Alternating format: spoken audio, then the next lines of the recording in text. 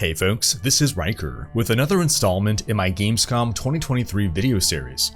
This one focusing on Path of Exile. At Gamescom, I got to try out Path of Exile 2 and its latest revealed class, the Druid, along with the Monk, the Huntress, the Sorceress, and the Warrior. I also got to sit down for an interview with Chris Wilson and Jonathan Rogers of GGG and talk about some of their philosophies with regards to running a modern ARPG. The lineups at the PoE booth were insane. Easily 3 to 4 hours wait, minimum, pretty much every day. Definitely one of the more popular booths. I'd like to make a deeper dive on PoE 2 gameplay in another video, but my high level impressions right here.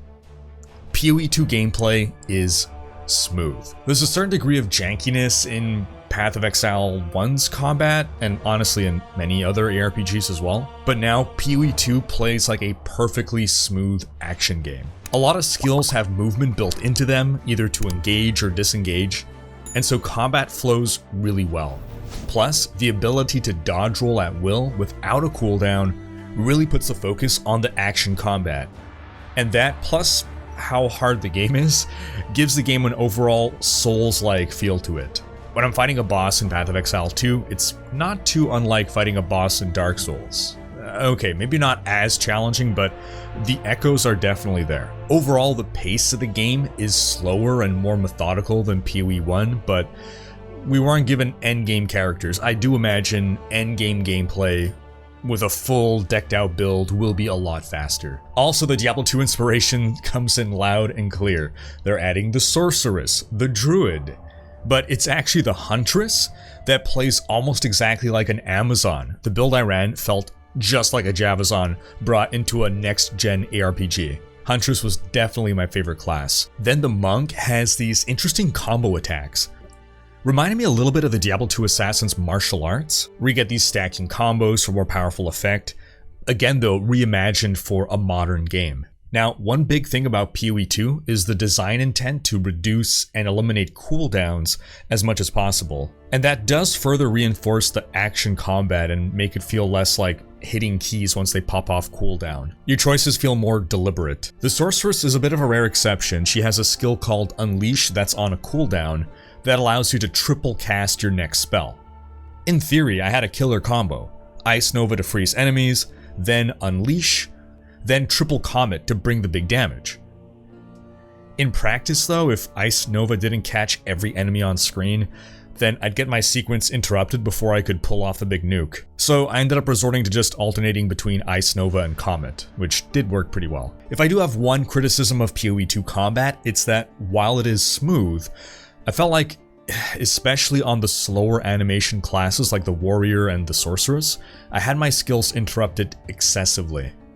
Sometimes it was because I was getting hit before the skill would finish casting, but sometimes I was just interrupting my own skill by trying to dodge or activate another skill before the first one finished. This probably is just a skill issue, you know, get good scrub. And I hear it's actually possible to queue up commands so that you don't interrupt yourself, and that would have saved me quite a bit of frustration.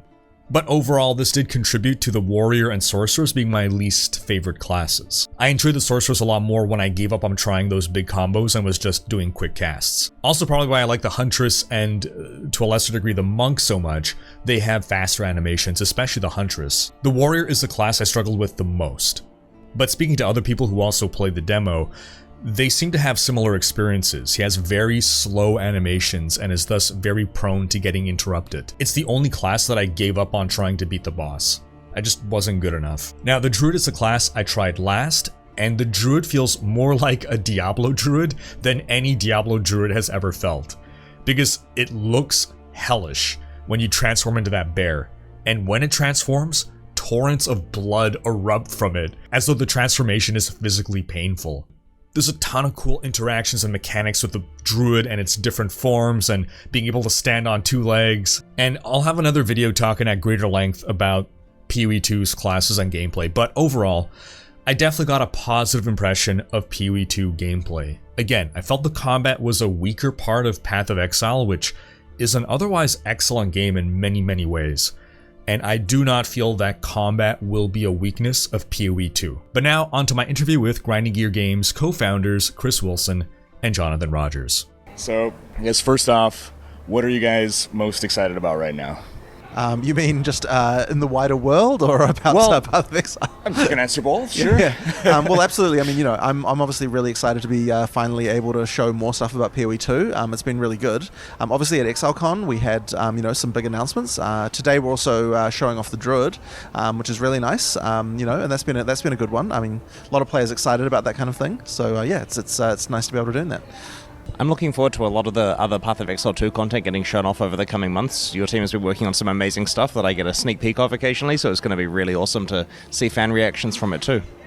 So obviously Diablo 2 was like the beginning of the inspiration of what started, but outside of ARPG games, are there other games that you found inspiration in? I mean, for me, I honestly look at absolutely everything, especially when we're looking at designing things like leagues. We sort of look to any kind of game genre. I mean, this, the most recent league, we're looking at sports games, this is the kind of thing that we're interesting. So for me, it's just like absolutely everything. But as far as PoE 2's core gameplay goes, I mean, just a lot of action games, really. I want to make sure that the combat in PoE 2 is as good as possible so that you can just treat it like an action game and enjoy it on that level. And you don't necessarily need to know about all of the crazy depth of all the stats and everything that we've got going on, but you'll eventually find that, and then that will be something that you'll get into later on. But you should be able to enjoy it just on an action game level, and I think that's something that PoE 1 was just not quite as good at.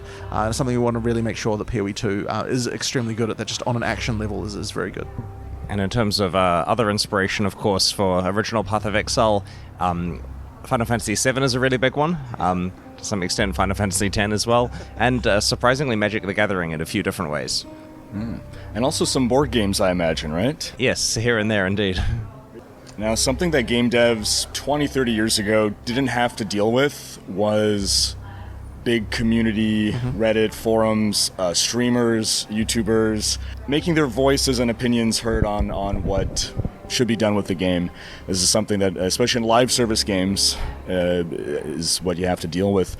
How do you know where to draw the line on things that you should stay committed to and things that you can listen to the community and take things in that direction? Well, any feedback is always important to read because it's coming from both a place of caring and passion, right? It's far better to have negative feedback than no feedback. And secondly, even if we don't agree with the proposed solution, it still implies potentially there's a problem, or at least a perceived problem from an expectations point of view.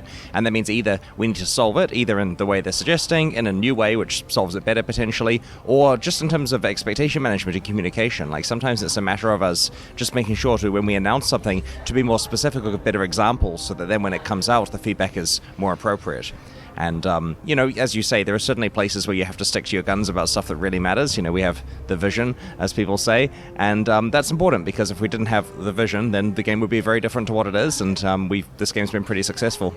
How do you know where to draw the line, what to concede on and what not? Do you have some whiteboard with these are super core to us, and then these are things that we can move on? I honestly would never consider it a matter of concession. It's just a question that should always be asked: is this going to make the game better or worse? The players have problems, and it's our job to come up with solutions. And those solutions are not necessarily what the players are suggesting. So it's just a question of that, right? So it's better not to even consider what the players' solutions are. We're considering what the players' problems are. We're coming up with our own solutions, and it might happen to be that those are the same things the players are suggesting in some cases, but I certainly wouldn't look at it as here's what we're willing to concede on. I mean, that sort of implies this us versus them thing going on there, which is not the case at all, right? Ultimately, we both the players and us want to make the game better. It's not like we're secretly we want to make life hard for the players. No, of course not, right? We want to make the game as good as possible, so that's always what we're looking to do. Speaking of that sort of adversarial approach that could happen in times, a developer famously said a few years ago, you think you do, but you don't. And maybe in that case, he was wrong, but sometimes it is true that things that the players want might not be what's best for the game. Right. Too much candy and you get sick. Right. Do you have any obvious things that come to mind of things that you think the community has wanted in the past or wants that you don't think would make the game better? A random example of that came to mind as you said that was a lot of the time people ask for trade to be made way easier, to have instant buyouts, this kind of thing. That's just something that we believe would make the game worse. If trade becomes too easy, the economy goes out of control with inflation, and you get sort of all sorts of issues. So it's just one of those random things that that can happen like that. Look, but I wouldn't necessarily say though the whole that the players are always wrong about stuff like that, though. It really is more of a case of just like, their problems are real problems. We need to address them. We just need to make sure we're addressing them in the way that we want to do it. There are things that, like, to give another example, like, let's say that players want currency items to be automatically hoovered up as you run near them, right? So that's not just them saying, I don't want to put any effort in. They're clearly willing to put effort in if they're playing Path of Exile. But it raises the question of, okay, well, if it's too hard to click on this many items, how many are dropping? Like, maybe we can consolidate that in some way. And so instead, we made it so that currency items are grouped together. A number of years ago now, they drop less often, but in larger stack sizes. And that way it reduces the amount you're clicking without modifying the average amount of currency you're getting. You still have to intentionally pick up the item. It still has real-world weight to it, but it doesn't have as many clicks per level as it did before. So that's a different way of doing the same thing. It's been said that players are very good at finding problems, but they're bad at giving solutions, even though they love to propose all their ideas. As a developer, is there a preferred way for you to get feedback to turn it into the most constructive thing possible? Honestly, anything's fine, right? Like, players should be able to post however they feel about something. I mean, obviously, avoiding personal attacks is nice, because it's really hard to respond to someone constructively if they've just attacked you personally, but honestly, make your thoughts about something heard, discuss it well with other people, don't resort to personal attacks, and we will see this, and we will, of course, do our best to improve the game based on it. So you're going to be doing the cycle of PoE 1, PoE 2 expansions launching, I guess, midway between each, right? Do you feel that could potentially lead to player burnout? Like, do you feel right now it gives players enough time to sort of refresh, or do you think players can dig in and stay engaged? I've been asking people at Gamescom how much they play Path of Exile. Like, is it every league? How long of each league? And a number of people, not everyone, but a number of people will skip a league occasionally. In some cases, a guy said he likes to do every third league. That's the deal he's got with his wife, that he vanishes for a month, every 9 months. And so this may apply as well when we're doing twice the cadence because of the Path of Exile 1 and 2 leagues overlapping, where you don't have to play everyone because of the full resets that occur with each one. You can skip it, and you'll miss out on the enjoyment of playing it, but if you have other life priorities, then that's okay. Players should manage burnout, but that's not a Path of Exile specific problem. There are a lot of things in their lives that are distracting them from an entertainment point of view, and they should always manage the way they're living. So when you guys started off, right, you were the scrappy guys standing on the shoulders of giants. We're 10 years later, or more if you count all the development years. Has it dawned on you that for a whole generation of gamers, you guys are the David Brevik and Max and Eric Schaefer? I think recently it is actually dawning on us, and that's a difficult mantle to bear, right? Like, the thing is, we approached a genre that existed and said, we want to make one of these, and did our best to pay homage to that genre. But the true giants are the ones who came up with this out of nowhere, right? Like, action RPGs weren't a thing before they made them, and that requires true skill.